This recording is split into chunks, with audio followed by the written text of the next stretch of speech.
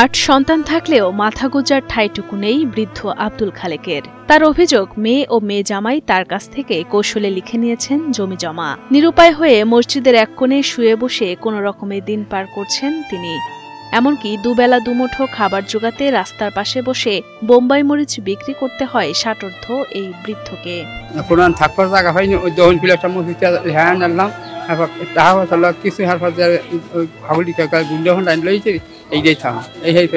দীর্ঘ 4 বছর ধরে এভাবেই জীবনযাপন করছেন বরিশালের চরমোনা ইউনিয়নের হোসনাবাদ গ্রামের ৮০ বছরের বৃদ্ধ আব্দুল খালেক।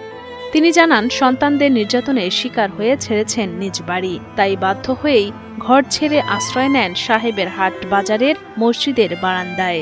জায়গা দিয়ে ৬% জায়গা নেবে। তারপর আমার বাপ দাদার সম্পত্তিগুলো গেছে বাড়ি খোলা রেখে।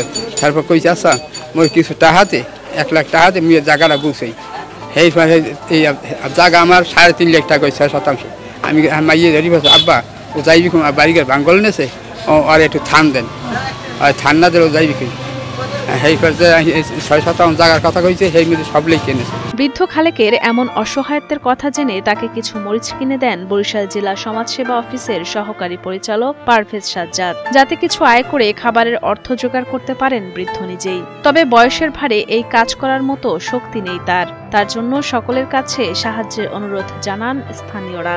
এই ব্যক্তি যেন চিরস্থায়ী এক জায়গায় যেন স্থায়ী থাকতে পারে, মসজিদ থেকে যেন সে তার নিজের বাড়ি আছে, ঘরে যেন সে থাকার জায়গা পায়। এইভাবে তার যেটা আছে সেই তার সম্পদ যেন সে পাইতে পারে, এইটাই হলো মেইন কথা। হের যদি না থাকতে আরেকজনের ছেলে মেয়ে না নিলে, হ্যাঁ তো না থাকলেও তো খোঁজ নিতে হয়, কিন্তু হ্যারও তো উনি কয় আমার কিছু আছে, আমারে দেয় না, সেই এগুলো যাতে পাইতে পারে। দরিদ্র আব্দুল খালেক নিদারুণ কষ্টে থাকলেও তার মেয়ের কাছ থেকে জানা যায় ভিন্ন কথা। তিনি জানান, কিছুটা মানসিক ভারসাম্যহীন থাকায় স্বেচ্ছায় বাড়ি ছেড়েছেন তার বাবা, এবং জমি দখলের বিষয়টিও সত্য নয়। আসলে এটা আমরা বের করে দেই না, এর কাছে আগে আমরা চিচিয়াং থাকতাম, পরে এটা হচ্ছে আমার নানা বাড়ির সম্পদ অন্য মানুষের কাছে। আমার মা মারা যাওয়ার পরে যতটুকু পাইছে অন্য মানুষের কাছে বিক্রি করবে, শুনে বলতে অন্য মানুষের কাছে বিক্রি করা লাগবে না, আমাদেরকে দেন, আমরা এই জায়গায় ঘর উঠাইলে আপনি আমাদের কাছে থাকবেন।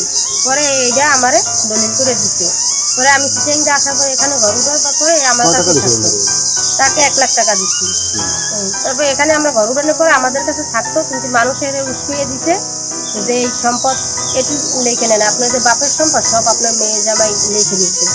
এগুলো নিয়ে অনেক গালাগালি করতো, গালাগালি করার পর বিচ্ছিরি ভাবে যেগুলো না, আমরা এগুলো লিখে নেই নাই। মানুষের সমস্যা আছে, এই ভালো থাকে এই মন্দ থাকে। এ ব্যাপারে বরিশাল জেলা সমাজসেবা কার্যালয়ের কর্মকর্তা পারভেজ সাজ্জাদ জানিয়েছেন, সন্তানদের কাছ থেকে অবহেলার বিষয়টি সত্যতা পেলে আব্দুল খালেককে ন্যায় বিচার পেতে সহায়তা করা হবে। আমরা সরজমিনে যাব, সরজমিনে গিয়ে তার ছেলে মেয়েকে দেখে যদি পাওয়া যায় তারা কেন নিচ্ছে না, এটা আমি জেলা প্রশাসক মহোদয়ের সাথে আলাপ করে, যেহেতু পিতামাতার ভরণ পোষণ আইনে আছে, ওই আইনে কিছু করা যায় কিনা।